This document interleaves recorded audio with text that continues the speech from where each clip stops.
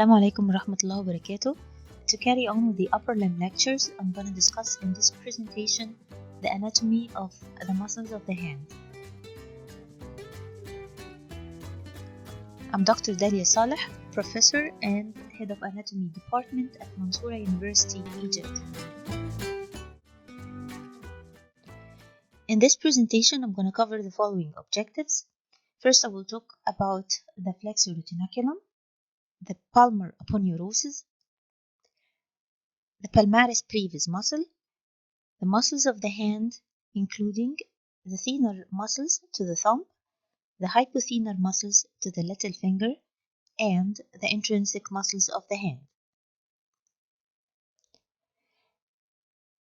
The flexor retinaculum is a thickening of the deep fascia that lies across the front of the carpal bones, turning its concave surface into a tunnel. We call it the carpal tunnel.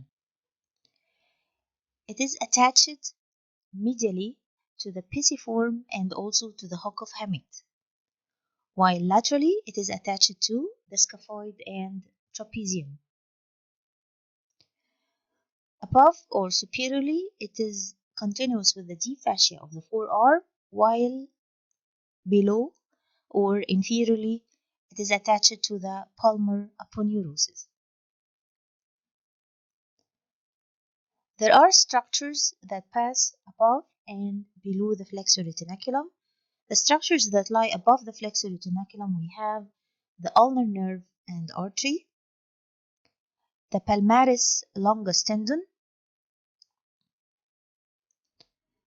and also the palmar cutaneous branches of the median and the ulnar nerves that will supply the skin of the palm of the hand. While the structures that lie below the flexor retinaculum, we have the long flexor tendons to the fingers. So we have the tendons of flexor digitorum superficialis and the tendons of flexor digitorum profundus. We also have the flexor pollicis longus tendon, which flexes the thumb. Between them lies the median nerve, and also we have the flexor carpi radialis tendon.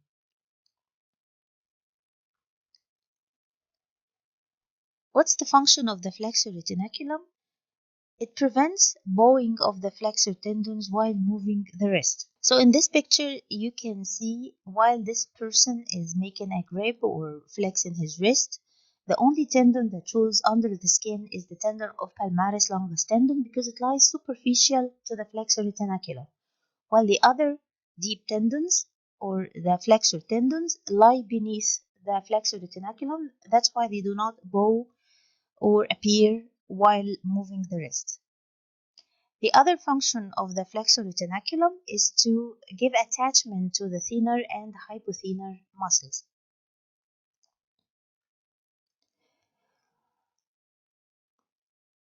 The palmar aponeurosis is a thick part of the deep fascia in the palm of the hand.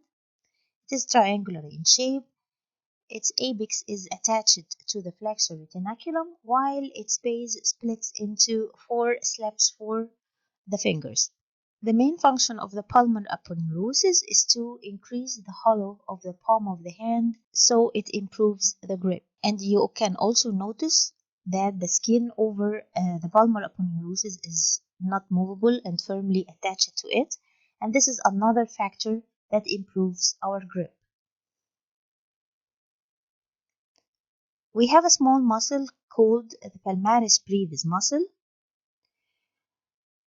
It takes origin from the flexor retinaculum and the palmar aponeurosis and inserts into the skin over the hypothenar eminence. It's a superficial muscle. It takes its nerve supply from the superficial branch of the ulnar nerve, and when it contracts, it elevates the skin over the hypothenar eminence in a shape of a little eminence or a little cushion, so it improves the grip.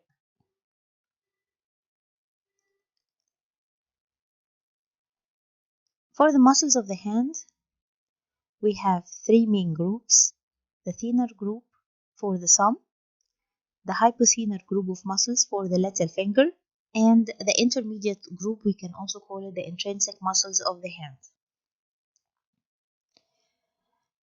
The thenar and the hypothenar muscles are arranged as follows.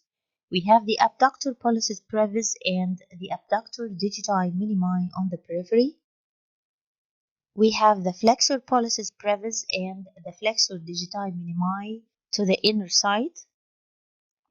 Deep to them lies the opponens pollicis and the opponens digiti minimi. Then we have another muscle for the thumb. It is called the abductor pollicis, and we do not have an equivalent muscle like the adductor pollicis for the little finger. Regarding the intrinsic muscles or the intermediate muscles, we have 4 dorsal interossei, 3 palmar interossei, and 4 lumbricals. For the adductor pollicis, it has 2 heads. Oblique head arises from the bases of the second and third metacarpal bones and also from the adjacent carpal bones. And a transverse head arises from the palmar surface of the third metacarpal bone. Both heads unite together and insert at the base of the proximal phalanx of the thumb. For the dorsal interossei, remember they are 4 in numbers. Dorsal interossei will perform abduction, so we will memorize it by the word dab. And to know what is abduction of the fingers, its definition is to move the fingers away from the middle finger. So the axis of movement will be the middle finger. Unlike the tooth movement, abduction of the tooth, its axis around the second tooth. As in this movement, this is flexion of the metacarpophalangeal joints, and this is abduction of the metacarpophalangeal joints.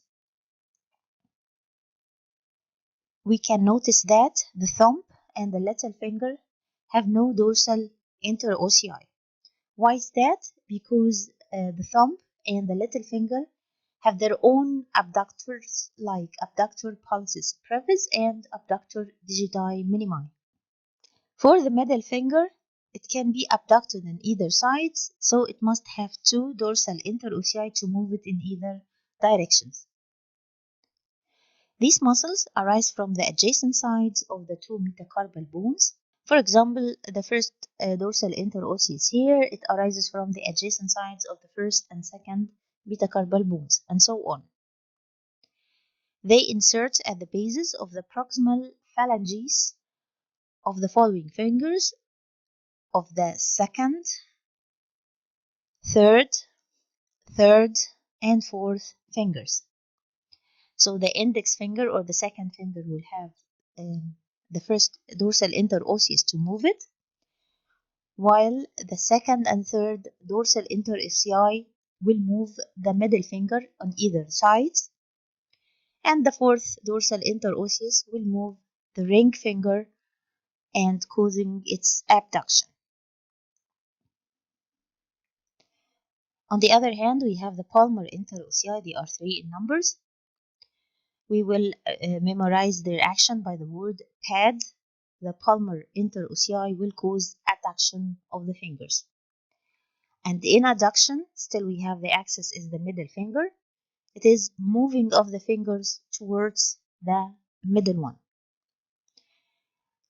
Again, the thumb and the middle fingers do not have palmar interossei.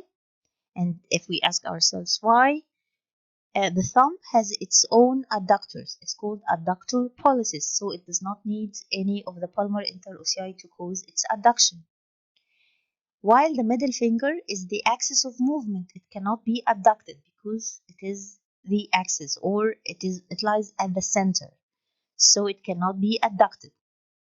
They arise from the palmar surfaces of the bases of the second, fourth, and fifth metacarpal bones, and insert at the bases of the proximal phalanges of the same fingers, meaning at the second, fourth, and fifth fingers.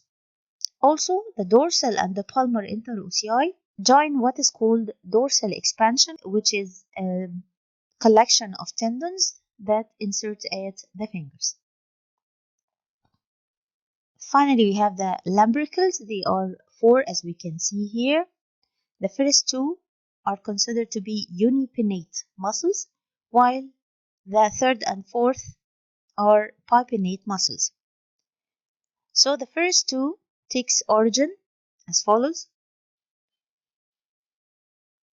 From the lateral side of the lateral two tendons of the flexor digitorum profundus muscle, and as we can see, it is unipinnate muscles. While the third and fourth are bipinnate, and they take origin from the adjacent sides of the medial three tendons of the flexor digitorum profundus. They insert as follows. The first two at the extensor expansion of the second and third fingers, while the medial two into the extensor expansion of the fourth and fifth fingers. What is the action of the lambricals? They flex the fingers at the metacarpophalangeal joints and extend the fingers at the interphalangeal joints.